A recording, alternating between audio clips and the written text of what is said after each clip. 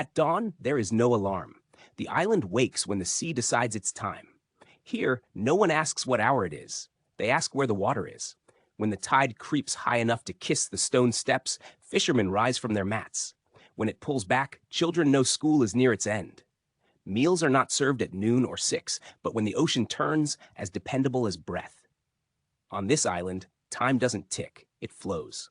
Stand on the shore and you'll hear it before you see it. The low, steady sigh of waves rolling inward, filling the narrow channels that cut through the village like veins.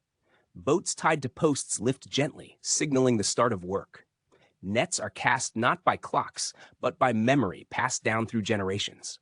When the water darkens, when the birds shift, when the current leans just enough to promise fish.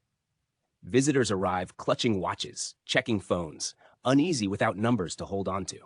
They try to plan dinners. They miss meetings. The island doesn't care. By mid-morning, or what outsiders would call mid-morning, the tide turns. Water drains away from the rocks, revealing slick paths and hidden shells. Women gather seaweed while elders sit on raised steps, watching the retreat like librarians observing a familiar book being returned to its shelf.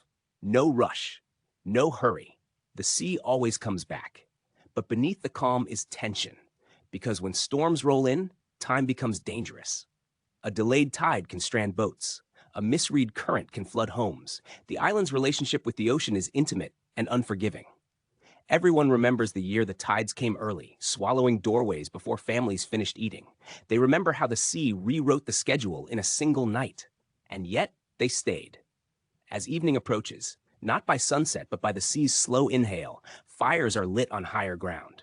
Children run barefoot, chasing foam. Stories begin when the tide reaches its peak and silence settles, heavy and reflective. Elders speak of ancestors who never owned clocks, who believed the ocean carried a deeper truth, that time is not something you chase, it's something you listen to. The emotional climax comes quietly. A visitor, days into island life, stops checking their watch. They wake without fear of being late. They eat when hunger aligns with water. They feel it, the uncoiling tension they didn't know they carried. For the first time, time feels generous. When the tide finally slips away into darkness, the island rests, not because a day has ended, but because the sea has spoken. And the island has learned to trust it.